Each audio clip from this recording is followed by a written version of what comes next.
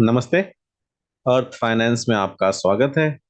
और आज का हमारा टॉपिक बड़ा इंटरेस्टिंग सा है, बहुत कॉमन टॉपिक है और बहुत लोग इसके बारे में पूछते भी हैं कि कंसिस्टेंटली हर मंथ कुछ पैसा अगर मैं एसआईपी में लगाऊं, ठीक है, 10,000, 20,000, 25,000, 5,000, जो भी आप कर सकते हैं, तो क्या मैं 15 से 20 साल के बाद एक अच्छा मोटा रिटर्न कमा सकता हूँ? ये एक बहुत जेनरिक टॉपिक है कि क्या मैं, अगर मैं मान के चलूं कि लोग 1 करोड़ का जनरली रिटर्न मान के चलते हैं आज की तारीख में, लेट से कि मैं 15 साल के बाद या 20 साल के बाद मुझे 1 करोड़ रुपए मिले, और 1 करोड़ का मोटा मोटा मानिए तो स्टॉक मार्केट में हिस्टोरिकली आप अगर सोचें कि 14% रेट मिलता है, तो आप मान के चलिए कि आपको 15 से 15,500 रुपये लगाना पड़ेगा फॉर 15 ईयर्स, तो आपको 1 करोड़ रुपए मिलेगा। ठीक है, पहले इसका कैलकुलेशन समझ लेते हैं, उसके बाद मैं डिस्कस करूंगा कि क्या ये करना चाहिए, क्या ये नहीं करना चाहिए, किसको करना चाहिए, क्या ये करने से सच में आपको रिटर्न मिलेगा। ठीक है, तो पहले मैं उन लोगों को एसआईपी के बारे में समझा देता हूँ कि जिनको नहीं पता है। आप लोगों को पता है, बहुत लोगों को, लेकिन फिर भी एक बार हम उसको देख लेते हैं। ठीक है, अब हम शेयर देखते हैं, कोई एसआईपी कैलकुलेटर सर्च करते हैं। ठीक है, नॉर्मल कोई भी ले लेते हैं, कोई भी चल जाएगा, किसी भी कंपनी का चल सकता है, इसमें कुछ नहीं। ठीक है, ये लॉक करो। ठीक है, चलो इस पे देखते हैं फ्रैंकलिन टेम्पल्टन के वेबसाइट पे कि एसआईपी कैलकुलेटर कैसा है। तो ठीक है, इसमें 2 ऑप्शन उन्होंने दिए हुए हैं कि आई वांट टू इन्वेस्ट। तो ये उन लोगों के लिए जिनको एक एक लिमिटेड अमाउंट, जैसे कि मान के चलो 5,000 पर मंथ इन्वेस्ट करना है, या फिर 10,000 इन्वेस्ट करना है, ये लिमिटेड अमाउंट। ठीक है, दूसरा ऑप्शन ये है कि आई नो माई गोल, मतलब मैं जानता हूं कि मुझे 15 साल में या 20 साल में इतना चाहिए, तो उसके लिए मुझे कितना इन्वेस्ट करना पड़ेगा। ठीक है, तो दो अलग अलग चीजें हैं। अगर आपको पता है कि मुझे इतना चाहिए, मान के चलो कि मुझे 1 करोड़ चाहिए, ठीक है,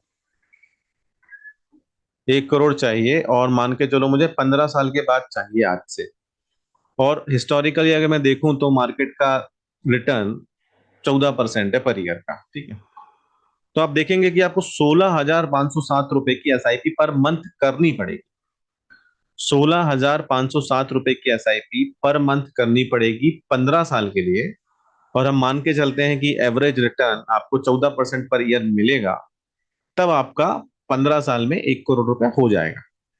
ठीक है, तो ये हमारा एक बेसिक है कि हम इसको मान के चलते हैं। उसके बाद हम डिस्कस करेंगे कि क्या ये सही है या फिर ये सही नहीं है, और अगर ये सही नहीं है तो क्या सही है, और अगर ये सही है तो किसके लिए सही है। ठीक है, दूसरा ऑप्शन ये है कि मुझे एक लिमिटेड अमाउंट है, जैसे मान के चलो मैं 5,000 ही इन्वेस्ट कर सकता हूँ, और मैं 20 साल के लिए इन्वेस्ट कर सकता हूँ। ठीक है, अब सेम है कि एक्सपेक्टेड रिटर्न मेरा फिर से 14% मान के चला, तो इसमें मुझे अब 65,81,000 रुपये मिलेगा 15 साल बाद, और मैंने इन्वेस्ट किया है लगभग 12 लाख रुपए 15 साल में। ठीक है, तो ये दूसरा तरीका है कि जब आपको एक लिमिटेड अमाउंट डालना है, और पहले वाले तरीके में जब आपको पता है कि मुझे 15 साल तक एक अमाउंट डालना है जिससे मुझे 1 करोड़ रुपए मिले, तो आपको गोल अपना पता है 1 करोड़। ठीक है, तो अब हम वापस चलते हैं और अपना फिर से डिस्कस करते हैं कि क्या ये सही है, क्या ये सही नहीं है।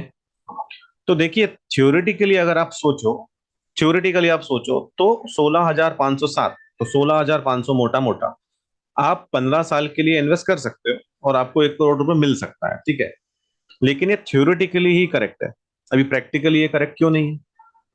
प्रैक्टिकली इसलिए करेक्ट नहीं है क्योंकि 99%, और मैं बोलूंगा मोर देन दैट, 15 साल तक एसआईपी कंटिन्यू कर ही नहीं पाते। ठीक है, मैंने भी शुरू किया था एसआईपी, कुछ टाइम बाद टूट गया। रीजन बहुत से होते हैं, जॉब चेंज हो गई, सैलरी लिमिटेड है, एक्सपेंसेस एकदम से आ गए, शादी हो गई, कार खरीदनी है, होम लोन ले लिया। अभी होम लोन ले लिया तो एसआईपी नहीं कर सकते, कार लोन ले लिया तो कार की किस्त जा रही है, एसआईपी नहीं कर सकते। अगर आप बच्चे की एजुकेशन में पैसा डाल रहे हैं तो एसआईपी नहीं कर सकते, खुद की एजुकेशन में डाल रहे हैं जॉब के साथ में, तो आप एसआईपी नहीं कर सकते। सडन ऐसा एक्सपेंस आ गया जो आप अवॉइड ही नहीं कर सकते, तो आप एसआईपी नहीं कर सकते। ठीक है, तो एसआईपी को तोड़ना बहुत आसान है, बहुत आसान है। आसान क्यों है? क्योंकि आपको कोई फोर्स नहीं करता कि आप एसआईपी हर महीने करो।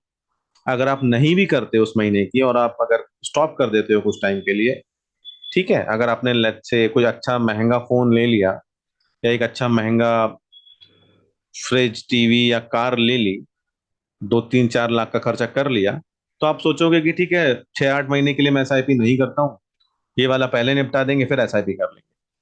तो क्या होता है कि आप एसआईपी बहुत आराम से ब्रेक कर लेते हैं। ठीक है, क्योंकि आपके कनपट्टी पे ऐसे करके तो किसी ने गन रखी नहीं है कि भाई आपको करनी ही पड़ेगी। ये वाली गन होम लोन में होती है कि होम लोन की ईएमआई तो आपको भरनी ही पड़ेगी, कुछ भी हो जाए, वो बाउंस हो नहीं सकती। एसआईपी का कोई रिलेशन नहीं है ऐसा। इसलिए एसआईपी को तोड़ना या एसआईपी न करना बहुत आसान है। अभी दूसरा इसमें यह है कि मान के चलो इस तरह का कुछ भी नहीं हुआ आपके साथ में, या ऐसा कुछ भी नहीं हुआ किसी के साथ में, फिर भी एसआईपी ब्रेक कर दिया। अब उसके लिए दूसरा रीजन भी है कि वो किसी की टिप मिली कि शेयर मार्केट में इतने सारे पैसे डाल दो, तो उसने डाल दिए, फिर एकदम से लॉस हो गया, अभी एसआईपी नहीं कर सकते।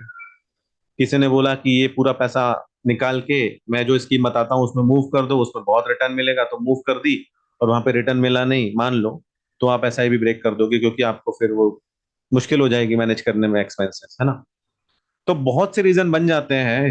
मैंने देखे भी हैं लोगों को एसआईपी तोड़ते हुए, करते हुए, खुद को भी तोड़ते हुए देखा है, राइट। रीजन बन जाते हैं कि लोग एसआईपी तोड़ देते हैं। तो अभी आप बोलोगे कि एसआईपी करना चाहिए कि नहीं करना चाहिए, तो उसका सिंपल सा एक एक्सप्लेनेशन है। अगर आप कंसिस्टेंटली 15 साल तक या 20 साल तक 15 से 20 हजार रुपए डाल सकते हो, बिना किसी रुकावट के, बिना किसी रुकावट के, तो आप एसआईपी कर सकते हो। ठीक है, क्योंकि होता क्या है ना कि मान के चलो आपने 5 साल की एसआईपी कर ली, और आपने छठवें साल तोड़ दी, और उसके बाद 2 3 साल बाद कंटिन्यू की, तो पॉसिबिलिटी ये बन जाती है कि जिस टाइम पे आपने नहीं की उसी टाइम पे मार्केट गिरा हुआ था, उस टाइम पे आपको अच्छा यूनिट्स मिल जाते। क्योंकि आप मार्केट को टाइम तो कर नहीं सकते। हो सकता है आपने जब एसआईपी शुरू की तब मार्केट बहुत ऊपर था और आपको कम कम शेयर मिल रहे थे, फिर जब आपने एसआईपी बंद की तो मार्केट नीचे जा चुका था। ये जनरली ऐसा ही होता है, जब मार्केट नीचे जाता है तो हमारे पास पैसे होते नहीं है। जनरली जब मार्केट टूट जाता है, मार्केट में बाइंग अपॉर्चुनिटी आ जाती है, तो लोगों के पास पैसे ही नहीं होते खरीदने के लिए। क्यों? क्योंकि वो हाई पे बाय कर चुके होते हैं। अब मार्केट ऐसे ही चलता है, लोग हाई पे बाय कर देते हैं और लो पे सेल करते हैं। कहते जरूर है कि बाय लो करो और सेल हाई करो, लेकिन हो उल्टा जाता है।